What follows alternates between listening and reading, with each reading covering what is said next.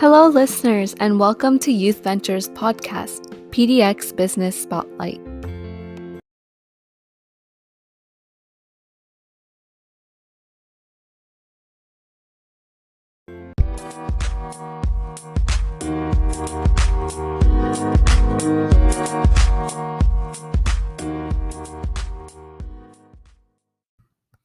Hello, everyone. Today we are thrilled to welcome the Sales and Daily Operations Manager, Roxana, from Felton and Mary's Artisan Foods. So, Roxana, my first question to welcome you is, can you please give an overview of who you are, what your business is about, and how you got started? Hi, thank you for having me. We have a food company that this is our 7th year that we've had.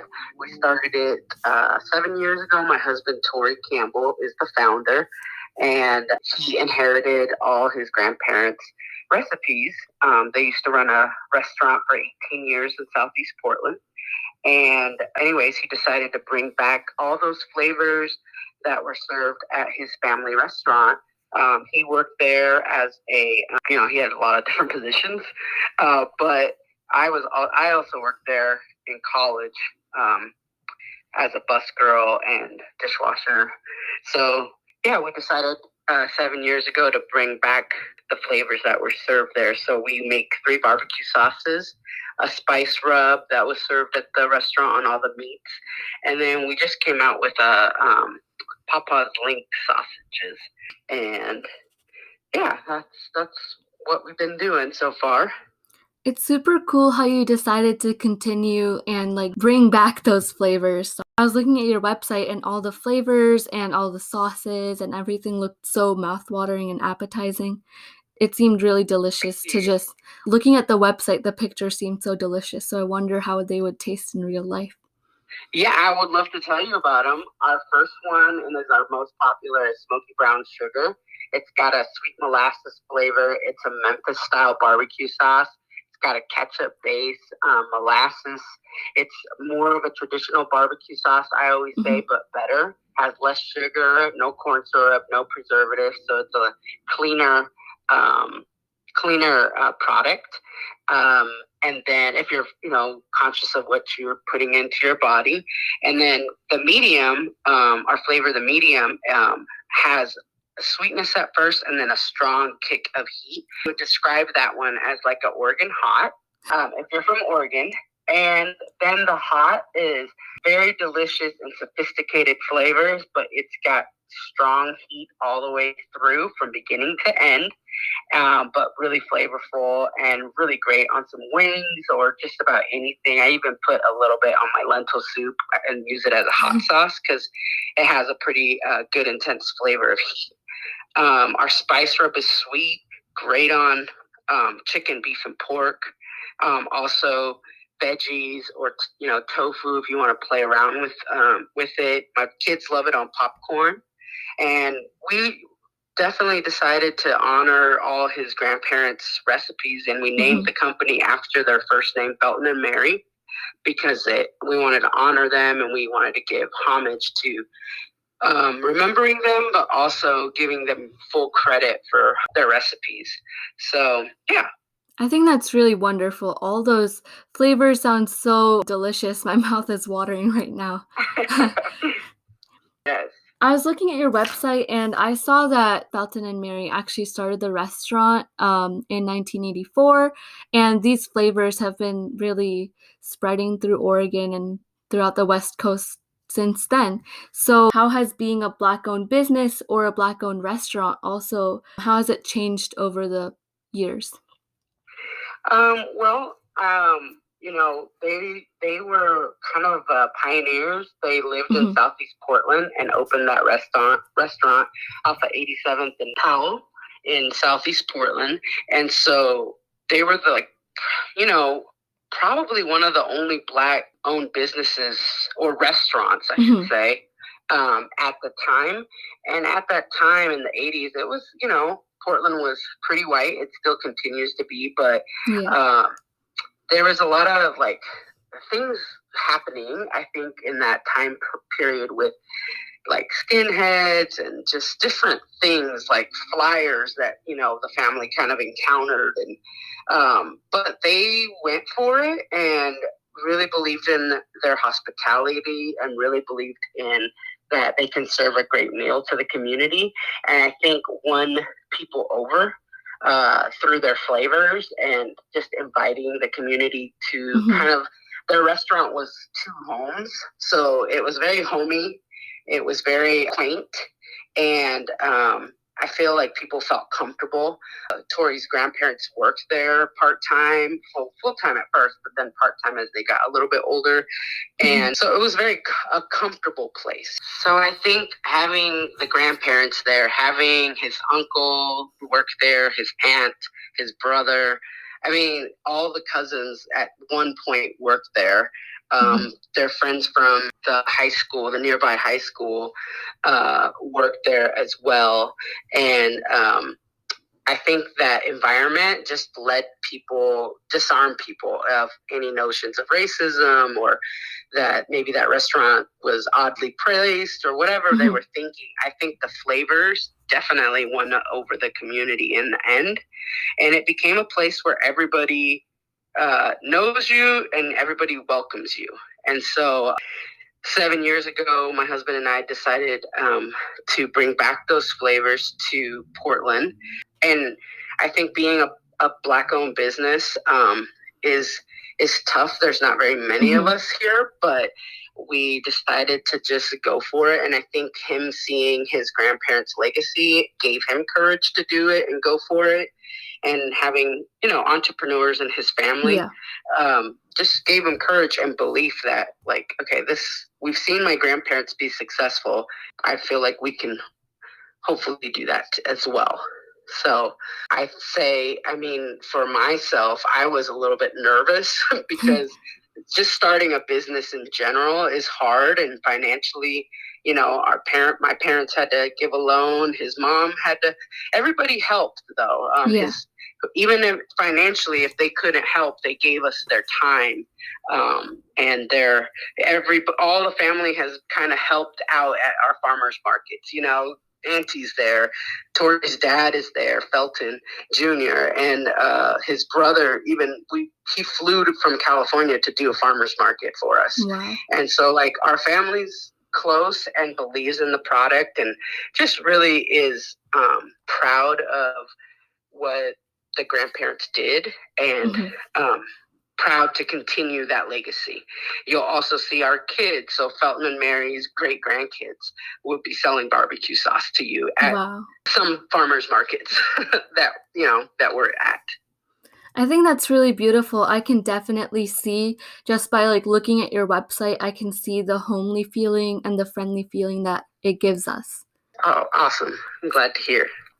And I know for you and your husband's grandparents, and honestly, your guys' entire family has always been with you to go through starting your business and giving you entrepreneurial advice. So my question for you is, what advice might you have for other young entrepreneurs or young entrepreneurs of color? And are there any experiences you could talk about that might motivate or inspire them to continue or begin their own business? Yeah. I think really believe in your idea, because you're the one that's going to drive it, and also get other folks to buy into it, or to believe it, to buy it. So take time. My husband took about 6 months to a year to come up with a strategy on how to bring back his grandparents' recipe. So he hired a graphic designer. His name is Peter Yu. He's a friend from college, but he's awesome at what he does. And then he hired a writer. Peter recommended that he hire a writer to tell the story of his grandparents. And he really spent time. I remember not understanding, because I'm an English major, so I never studied marketing or graphic design or just business in general at Oregon State. I studied Shakespeare, and different things. So I had no idea what it took. And so my husband did, and I'm really grateful that he spent money and time to develop his grandparents' story so that he can bring it to a market and people can understand it, fall in love with the story because it's a true story. Mhm. But he had to have creative people to bring all that together and make it into a brand basically that already existed, but had to be marketed a certain way. And he was involved from beginning to end with Peter and his team. And like I said, I didn't totally understand what he was doing all the way and was a little frustrated at times sometimes because it cost money or it was taking too long. But in the end, you know, because of that branding, people have come to us and said, you know, just because of your branding, we want you into our stores, or just because of your branding, we want you to come to this outdoor festival that is possibly hard to get into. And to me, that speaks to something I didn't know about branding, about a story, about colors. And so I've been learning that those things are important, but also to value what you have. Like, you know, I am El Salvadorian, and there's really cool things about our the way we make food, you know. And so I just think that everyone should look and really think about what they're doing, if it's food related. That's what I know right now, but and just value it and see how to bring those ideas into a place where it has value already, but it can be shared, you know, in the state or in your farmers market. And I also think that farmers markets, if you're in a food kind of environment, or if you have a food idea, farmers markets are really awesome to just get a good training ground. We started at Montevilla Farmers Market for the first few years without doing any other markets because we were a young family. And that was a really, you know, you kind of get a taste of what customers like, how to explain your sauces or your dish that you sell or whatever you make. And so there's nothing like going into the marketplace and kind of seeing if your stuff is legit, basically. So I would say really believe in yourself and give yourself time to develop your idea and bring other people along that are good at those, like marketing or whatever. Spend the money or ask for, you know, can I pay like a credit, but, you know, pay them. But because it's actually they're worth every penny in marketing that you do. Yeah, definitely. And after looking at your website, your story and your branding, it definitely like touched my heart. It just, everything seems so genuine, and it seems wonderful. Thank you. And that's, you know, like I said, my husband and definitely Peter, you and his team that helped us. And I was looking at your website, and I was just looking at the different stores and the different ways you reach out and sell to your customers. So one question I had was, what's the difference you found between selling at farmers market compared to stores like New Seasons and Market of Choice? Yeah, well, I love both of them, honestly, because farmers markets some of them are year round, but some of them are just from, you know, May to like late or early October because of the weather here. And so I love farmers markets because you get to meet your customers. You get to see them each week. You get to hear their story on how they prepared meals with with the sauces or with the spice rub.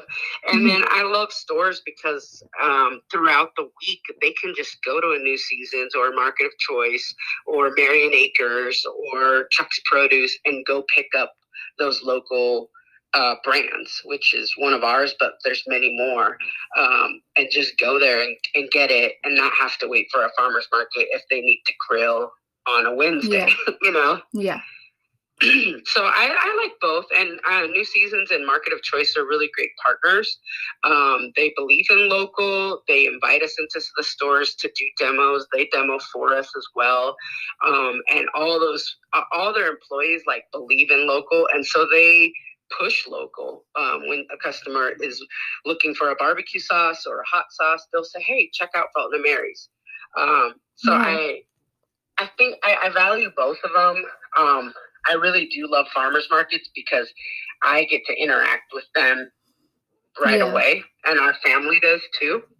So that's cool, you know. Yeah, I think that face-to-face interaction definitely makes like a very important impact on the customers and like everyone else as well. Yeah, definitely. I mean, if you have experienced my father-in-law selling you barbecue sauce and talking about his parents, it's an experience when he talks about it. And even my husband or any of the family, when they come and talk about their parents or their grandparents, you could just see the joy in their life, and they're so proud, you know? Yeah. And so it's actually really cool. Definitely. And whenever I'm like out going to a farmer's market, I'll definitely look out for you. Okay, that sounds good. We usually do Montevilla, Beaverton, and Lake Oswego. We're pretty much there weekly, but we also do Happy Valley, Oregon City, and then just different events throughout the year. That sounds great. Yeah. How can people support your business? They can support our business by going to farmers markets and checking us out and seeing if they, you know, I always say, give us a shot and see how dinner is that week. But they can support us that way. They can support us also by going to a New Seasons or Market of Choice stores and buying our products there. There's also, we created a BIPOC youth scholarship from the sales of our hoodies. We hired Peter Yu's son, Ollie Yu, who's I think he's a junior at Grant High School. And we hired him to make our logo for our sweatshirts and t-shirts. And he did a phenomenal job. And then we're taking 25% of those sales to go to a BIPOC youth scholarship, which we will give out at some point. We're still trying to figure out how to exact that, but we have raised about, I think, over $2,000 so far. Wow. And we're excited about that because we really believe in the next generation. We really believe in entrepreneurs of color and kids of color. Like, you know, Tori and I'm Latina. I'm from El Salvador originally, and Tori is African American. And we really believe in our youth getting empowered. That's why I even did this interview with you, because I was like, okay, it's, you know, high school students, like that takes initiative to, you know, ask for an interview and do extra. And I love empowering youth and I believe in them because they have the next great ideas. And so we want, even though we're small, we always have given. You will always see probably like kids around our booth who help us. They do 2-hour shifts, and I do pay them. And they're my kids' friends, and they're usually Black and brown kids or Latino or just different ethnicities, because we want to expose kids of color to business. We want to expose them to a different food world as well. And so that's why we created the fund. And Felton and Mary, actually, this comes from them because they used to hire kids from Marshall High School to work at their restaurant. And so they've always kind of, you know, we're following their lead, basically. They hired me as a college student. They hired my husband and all his cousins and his brother to work at the restaurant in high school. So they already kind of set the tone for us on what we need to do for the next generation. I think it's super cool that you're continuing the legacy in a way and just continuing to support even the youth in the community as well. Yeah, thank you. Believe in you guys. Thank you. Are there any special projects or anything else that you would like to plug? We just came out with our Papa, we call them Papa's Link sausages, and they are Felton's sausages that he served at the restaurant. They pair well with our sauces. It's a pound. They're a pound of sausages, really great flavors. Really pair well with our sauces as well. You could put them on the grill or serve them with eggs in the morning, or even make a hot dog, like a bratwurst out of them. For grilling, they're great. So give them a try. All new seasons and all market of choice stores carry them. Well, 10 new season stores and all market of choice stores carry them. And so if you want to go to our website, you'll see which ones, carry them. But that's a really great product that we just came out with. Definitely. And are there any social medias that our listeners can follow you at? Yeah, we are on Instagram. Just look up Felton and Mary's. And we have a website. We have an online store, so I can ship anywhere in the United States for $6, I think, is our basic charge for shipping. And we're on Facebook as well. That sounds great. Thank you so much, Roxana, for chatting with me today. I think your business is so amazing and inspiring. Well, thank you for, doing this work of interviewing different businesses and just being aware of businesses of color at your guys' age. That's pretty cool. Thank you that's so why much. I did this. Thank you. And listeners, don't forget to check out Felton and Mary's at their social medias. We will link them next to the place where you are listening to this podcast. And check out their website as well. That will also be linked. That's it from PDX Business Spotlight, and we hope that you join us in the next episode. Thank you.